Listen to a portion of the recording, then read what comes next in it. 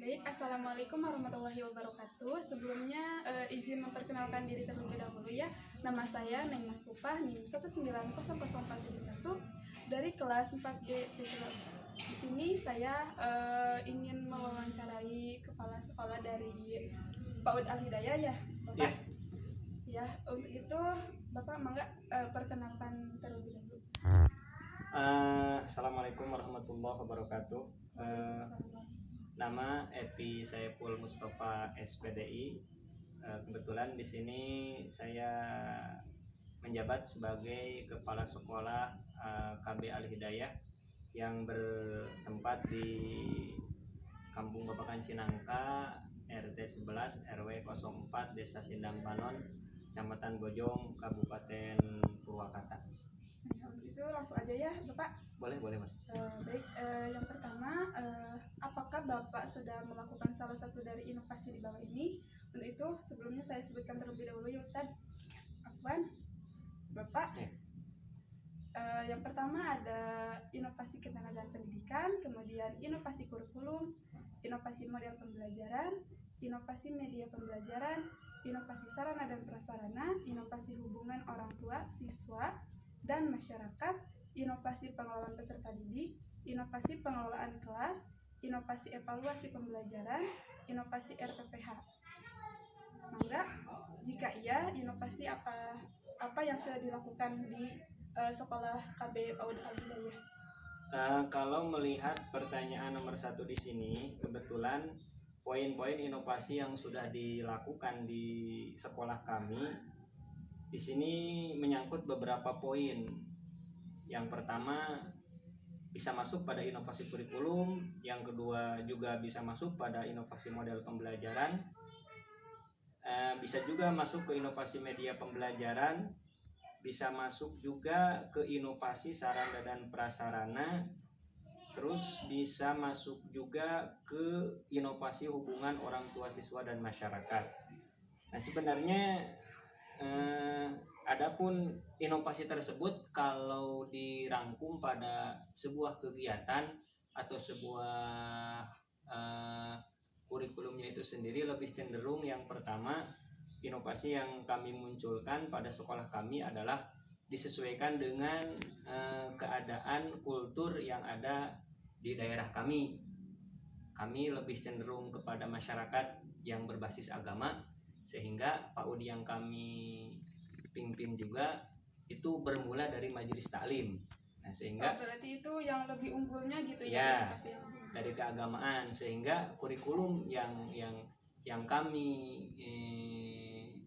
unggulkan itu adalah dari segi keagamaan juga. Kalau bisa dikasih nama kerennya, kalau sekarang malah bisa jadi PAUD Plus lah atau KB Plus, artinya selain kurikulum dari dinas pendidikan yang sudah disediakan juga itu dicampur dengan kurikulum keagamaan, karena PAUD-nya atau KB-nya itu muncul dari sebuah majelis taklim atau muncul dari pengajian. Itu yang pertama. Yang kedua, dari kultur yang ada di daerah kami juga adalah pertanian. Nah, sehingga kurikulum yang kedua keunggulannya adalah pertanian, sehingga bahkan sekarang nyambung dengan program dinas pendidikan, yaitu TDBA, Tatanen di Balai Atikan, yang dimunculkan di sekolah dasar.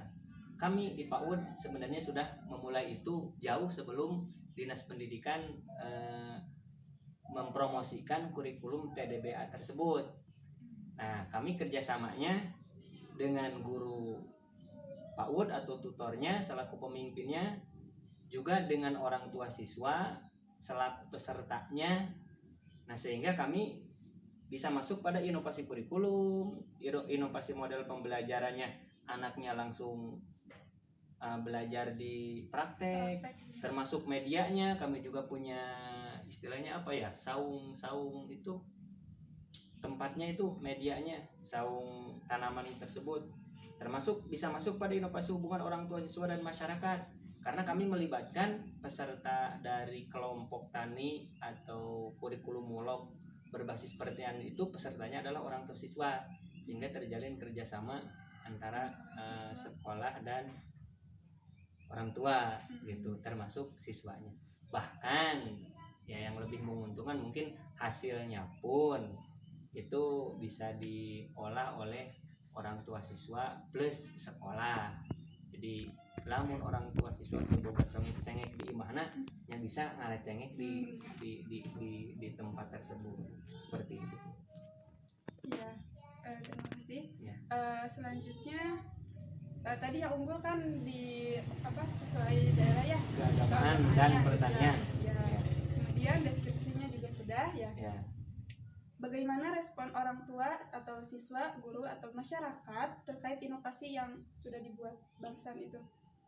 Responnya cukup bagus. Kenapa? Karena kami sebelum meluncurkan 2 program atau 2 kurikulum unggulan ini, kami juga meneliti keadaan ataupun ruang lingkup masyarakat yang ada di sana. Nah, sehingga 2 kurikulum itu muncul setelah kami meneliti wilayah atau keadaan masyarakat yang ada di sana, lebih cenderung kepada agama, lebih cenderung kepada pertanian. Nah, sehingga ketika kami munculkan itu 2, karena memang itu sudah menjadi satu kebiasaan orang sana atau masyarakat sana atau lingkungan sana, sehingga responnya cukup baik ya.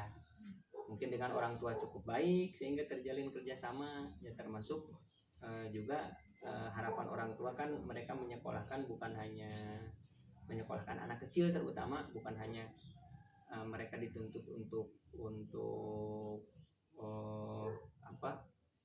untuk pintar ini pintar itu, tapi lebih cenderung kepada bagaimana anak bisa bergaul dengan sebayanya di lingkungannya dengan nilai-nilai agama yang baik seperti itu. Nah, apa saja manfaat dan keuntungan dari inovasi tersebut, Ustaz? Kalau lihat dari poin pertama, salah satu manfaatnya jelas lebih kepada karakter. Ketika kita munculkan kurikulum berbasis agama, maka karakter anak itu jauh lebih baik. Nah, sehingga ketika karakter anak ataupun akhlak anak jauh lebih baik, ya itu akan membanggakan orang tuanya. Nah, ketika anak di gojlok atau disuguhkan kurikulum yang lebih cenderung berbasis agama, ya mereka pintar doa, mereka bisa ini bisa itu, bisa bergaul dengan sebayanya dengan berlandaskan akhlak agama atau akhlak yang baik. Kalau dari yang kedua itu lebih cenderung kepada manfaatnya adalah salah satunya lebih selain kepada ada kerjasama antara orang tua dengan sekolah, juga lebih cenderung kepada finansial juga. Ya tadi hasilnya kan bisa dijual, bisa dipasarkan, yang lebih tingginya, tapi ya yang sederhananya bisa juga untuk kebutuhan mereka sehari-hari. Sehingga ya tadi teh lamun butuh cengek sakeupeu teh mah terkudu ka warung tinggal ngalawe di dinya gitu. Salah satu manfaatnya. Nah, sekarang di dalam kebijakan dan inovasi di saat PJJ ya, pembelajaran jarak jauh ya, sekarang kan dikarenakan ada virus corona itu, maka dilaksanakannya PJJ. Nah, pertanyaan yang pertama, apakah Bapak sudah melakukan pelatihan kepada guru dalam mengikuti webinar atau workshop mengenai pembelajaran jarak jauh untuk anak usia dini? Oke, langkah-langkah yang sudah kami lakukan khususnya menyikapi proses pembelajaran jarak jauh itu adalah yang pertama, sesuai instruksi Menteri Pendidikan, kami memasukkan nomor HP seluruh siswa ke Dapodik untuk diverifikasi untuk mendapatkan pulsa yang dari Kementerian Pendidikan. Nah, karena ini lebih cenderung membutuhkan kuota, nah sehingga ketika kami masukkan itu dan mendapatkan kuota dari pemerintah, setelah itu maka yang kami lakukan adalah yaitu tadi memberikan pelatihan ataupun memberikan webinar atau workshop kepada orang tua platform apa yang akan kita gunakan untuk proses pembelajaran di masa pandemi seperti sekarang ini. Nah, sekalipun memang ada sedikit kendala sih karena kita berada di sedikit daerah yang agak sedikit ya luar. Nah, salah satunya adalah sekalipun mereka sudah punya kuota dari kementerian, tapi kadang-kadang ada yang masih HP-nya belum Android, ada juga ya salah satunya adalah kendala sinyal dan lain sebagainya mungkin. Nah, berdasarkan masalah PJJ ya, aplikasi atau platform apa saja yang sudah Bapak anjurkan atau sepakati untuk digunakan di sekolah PAUD Tanpa ini? Aplikasi yang kami gunakan platformnya adalah ini sebenarnya campuran semi daring lah, ada luringnya ada daringnya. Kalau luringnya kami bentuknya adalah kunjungan ataupun home visit setiap tutor ke rumah siswa, didatangi, dibimbing dengan membentuk kelompok kecil, itu luringnya. Adapun daringnya itu kami memanfaatkan kuota yang diberikan oleh pemerintah dari Kemendikbud dengan cara satu, kami aplikasi atau platformnya itu ada yang Google Form, ada yang Google Sheet, ada yang Google Meeting, termasuk ya yang paling mudah mungkin bagi orang tua itu adalah Zoom Meeting. Ya Zoom lah. Zoom ya. Zoom. Nah, apakah inovasi tersebut memberikan dampak positifnya? Jika iya, dampak apa yang diberikan gitu? Dampak positifnya sebenarnya kalau bagi guru itu adalah lebih kepada melek teknologi. Ketika sebelum proses pandemi ini ada, kita nggak tahu apa itu Zoom, kita nggak tahu apa itu Google Sheet, apa itu Google Meeting, apa itu Google Form. Nah, dengan adanya ini, hikmahnya atau dampak positifnya, kita kepala sekolah juga mencari tahu, ada pelatihan dan lain sebagainya. Kepala sekolah juga memberitahu kepada guru-gurunya atau tutornya. Nah, tugas tutor adalah memberitahu kepada orang tua. Nah, sehingga orang tua juga jadi sedikit melek teknologi lah. Gitu. Nah, barusan kan yang positifnya ya Bapak. Nah, sekarang dampak negatifnya apakah ada? Dampak negatifnya jelas dari setiap kebijakan ataupun satu kebijakan itu muncul pasti ada dampak positif dan negatif ya. Ya salah satu dampak negatifnya ada juga sih. Dampak negatifnya ya salah satunya mungkin bagi orang tua terutama, mereka lebih direpotkan dengan keberlangsungan atau proses pembelajaran secara PJJ karena mereka lebih banyak dilibatkan. Terus ya salah satu dampak negatifnya, anak ataupun orang tua, ya terutama anak, ya kadang-kadang dengan tidak bertemu dengan guru kan itu sebenarnya satu proses pembelajaran yang kurang efektif. Ya, sebagus apapun model pembelajarannya, kalau tidak ada pertemuan, tidak ada face to face antara siswa dengan guru, itu sebenarnya akan kurang efektif karena energi ilmu yang disampaikan guru itu nggak langsung nyantok gitu.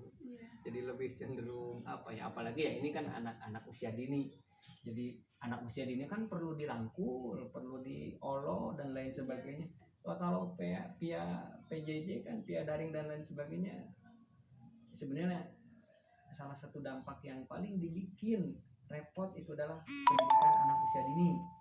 Kalau SMA bisa jalan, SMP bisa jalan, SD ya bisa setengah-setengah. Kalau anak usia dini kan lebih cenderung harusnya mereka itu dirangkul Nah, dengan ini salah satu dampak negatifnya adalah jadi ya tidak ya kalau tidak tatap muka mah kurang greget gitu kalau di anak usia dini. karena Soalnya mereka harus lebih iya. dididik lagi gitu Iya. ya kalau misalkan anak usia dini. Mereka seolah-olah membutuhkan, seolah-olah ibu lah, seorang guru itu yang harus ngolo cek bahasa Sunda nama kudu malahun, kudu mangku, kudu dan lain sebagainya.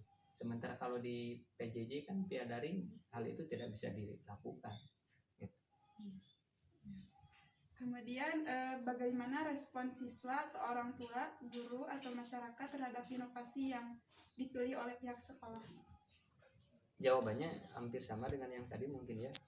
Dari inovasi-inovasi yang dipilih oleh pihak sekolah, ya responnya ada yang baik, terutama di PJJ ini ya. Respon yang baik ketika mereka memiliki seluruh fasilitas yang dibutuhkan. Jadi lamun cek sekolah kudu boga HP, orang tua boga HP, ya berarti responnya baik. Tapi ketika dari pihak sekolah melalui pelajaran melalui daring, online, harus HP-nya yang smartphone, harus yang Android, ketika mereka tidak memilikan, itu menjadi satu respon yang negatif bagi mereka, karena mereka harus berusaha untuk memiliki itu. Nah, sekarang yang terakhir ya Bapak, apa saja kesulitan yang Bapak hadapi saat melaksanakan PJJ untuk anak usia dini ini? Kalau kesulitan mungkin kalau dihitung tidak terhitung ya tadi itu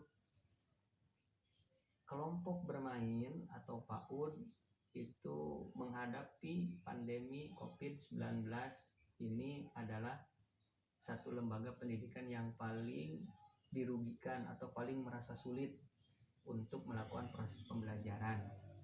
Tapi ya dari kesulitan-kesulitan itu, terutama tadi kami tidak bisa tatap muka kesulitannya, kami tetap berusaha untuk tidak kalah dengan keadaan. Ya itu tadi, dengan kesulitan yang ada kita jadi berinovasi.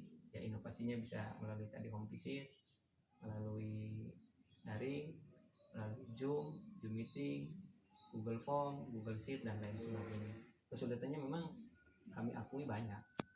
Ya salah satunya kami tidak efektif di dalam memberikan proses pembelajaran, khususnya ya terutama di kurikulumnya juga. Jadi kalau kejaran kurikulumnya sekarang harus 12, mungkin dengan keadaan pandemi seperti ini kami sudah bisa menyuguhkan 8 aja, itu sudah bagus. Jadi ada beberapa memang yang tertinggal karena berkaitan dengan tadi, dengan perangkat, dengan fasilitas kami yang belum memadai, seperti itu. Terima kasih ya Bapak, wah pokoknya jawabannya luar biasa sekali. Alhamdulillah Bapak, setelah selesai, mohon maaf apabila mengganggu aktivitasnya gitu ya. Sama-sama. Terima kasih atas jawaban-jawabannya. Ya, sekian dari saya. Terima kasih. Wassalamualaikum warahmatullahi wabarakatuh. Waalaikumsalam.